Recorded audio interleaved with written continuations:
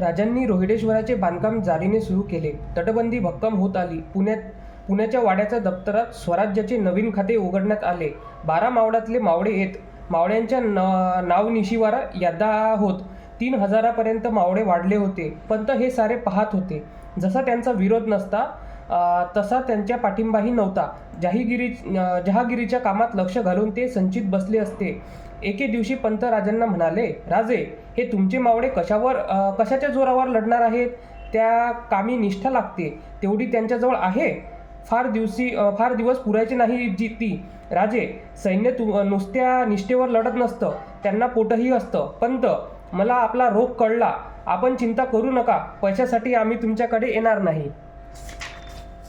संतापू नका राजे. त्याऐवजी थोडा विचार करा. गडाची बांधणी, मावळ्यांचे पगार, हे सारं 36 गावाच्या पोटमोकाशावर चालेल कसं? ज्यांना बुद्धी दिली तो चालवायला समर्थ आहे. पांगळासुद्धा पायाविना चालविण्याची त्याची शक्ती आहे. हा विश्वास तुकाराम महाराजांच्या तोंडून आम्ही ऐकला आहे. राजांनी अवसानाने उत्तर दिले खरे, पण पंतांच्या सांगण्यातील सत्यता त्यांना जाणवत होती. पैशाशिवाय हे चालणार कसे?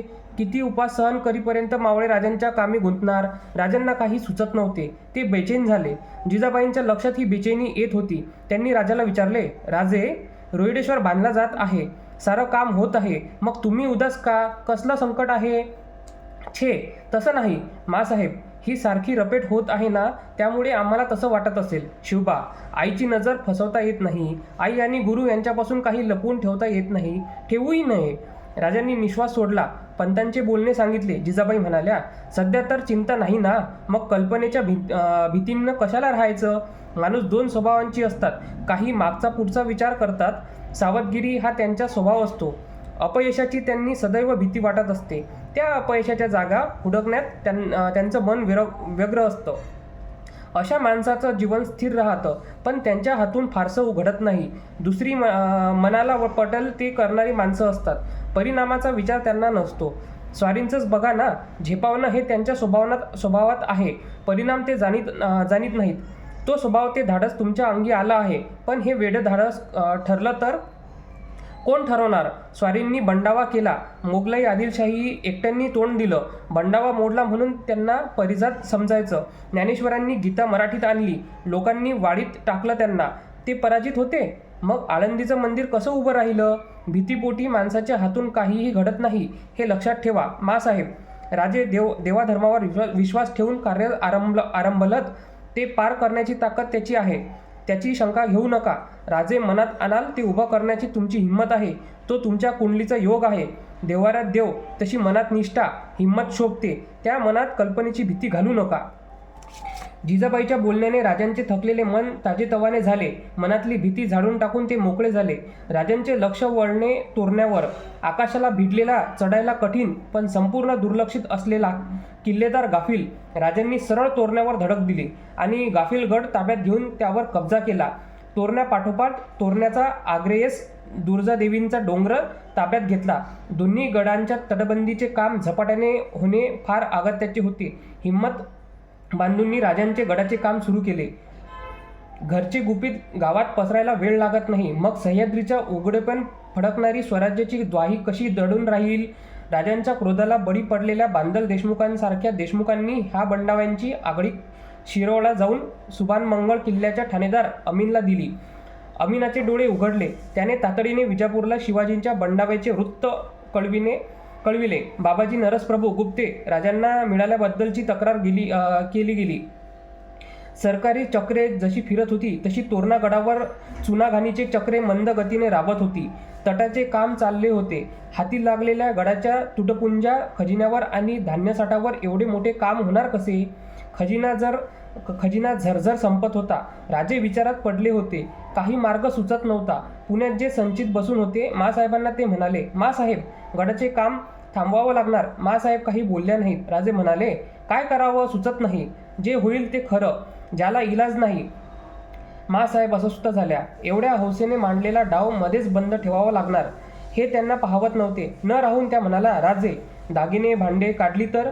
जर जमत असतं तर तेही करण्यात आम्ही कुचराई केली नसती. पण तोरण्यासारखा अव्वलगड बळकट करायचं तेवढंच आर्थिक बळ हवं. देवी डोंगराच्या तर 3 माच्या बांधायला हव्यात. तर त्याला शोभा बळकटी येईल. आम्ही उद्या काम बंद ठेवण्याची आज्ञा करू. जड पावलांनी राजे उठले आणि शयनगृहाकडे गेले. रात्रभर राजे तळमळत होते. पहाटलेला त्यांना जागे करण्यात आले. तानाजी आल्याची वर्दी आली. एवढ्या भल्या पहाटे तानाजी? राजे तसेच बाहेर गेले. तानाजीच्या चेहऱ्यावर रात्रीच्या प्रवासाचा थकवा मुळीच नव्हता. राजांनी अधीर होऊन विचारले, तानाजी, तातडीनं बरं? तानाजी राजांच्या कानाजवळ कुजबुजला. राजांचा चेहरा क्षणात उजळून निघाला. ते म्हणाले, देवाची कृपा. थांब तानाजी, मासाहेबांना सांगून येतो आम्ही. त्या काळजीत असतील. मासाहेब उठल्या होत्या. एकनाथी भावार्थ रामायण वाचित होत्या. राजे महालांच्या दाराशी थांबले. आतले दृश्य पाहून ते मुग्ध झाले. मासाहेबांच्या उजव्या हाती समई तेवत होती. समईच्या काजळी हळुवार हातांनी सईबाई झाडीत होत्या. जिजाबाईंची नजर हाती धरलेल्या पोथीच्या पानावरून फिरत होती. शब्द उमटत होते. अवतारांचे सामर्थ्य पण प्रपंच पार्थी सावधान. उभयंता दिसो निधी न्युद्य ते चिन्ह अवधारी. तोडी नवग्रहांची बेडी सोडवी देवांची बांधवडी. उभवी रामराजाची गुढी आज्ञा धडपुडी तिही लोकी. सांडी समाध्यांची भ्रांती धनुष्यबाण घेऊन हाती. रामनामाची ख्याती त्रिजगती उद्भरली. अध्याय संपला. जिजाबाईंनी पोथी मस्तकी लावली आणि त्या सईबाईंना म्हणाल्या, कशाला एवढ्या भल्या पहाटे उठतेस? राजांनी हाक मारली. मासाहेब. कोण? शिवबा? म्हणत उडत असता त्या म्हणत होत्या, शिवबा, रात्रभर झोप आली नाही बघ. राजांच्या हसतमुखे चेहऱ्यावर त्यांची नजर खिळली. आश्चर्याने त्या म्हणाल्या, नेहमी कसला हसत असतोस? मनात काय आहे हे काही कळत नाही. राजे जिजाबाईंच्या जवळ गेले. सईबाईंच्याकडे पाहत म्हणाले, तोंडात तीळ भिजेल का? सईबाई म्हणाल्या, नाही भिजायचा, मी जाते. आणि एवढे बोलून त्या निघून गेल्या. मासाहेब म्हणाल्या, उगीच चिडवतोस तिला. ते जाऊ द्या. मासाहेब, आनंदाची बातमी आहे. काय? आता मांडलेला पसारा आवरल्याखेरीज काही करू नका. तो चुटकीसरशी आवरला जाईल. ते कसं? मासाहेब, तुम्ही म्हणतात तेच खरं. मनात हिंमत असली तर देवाऱ्यात देव प्रकटायला वेळ लागत नाही. हलक्या आवाजात राजे म्हणाले, तानाजी बातमी घेऊन आला आहे. काल तटाचं काम सुरू असताना धन सापडलं. विपुल साठा आहे धनाचा. मोहरांचे हंडे आहेत. लाज राखली देवानं. राजे तानाजीकडे गेले. तानाजीला सांगताच तानाजी म्हणाला, नको राजे, जोखमीचं काम आहे, तुम्ही चला.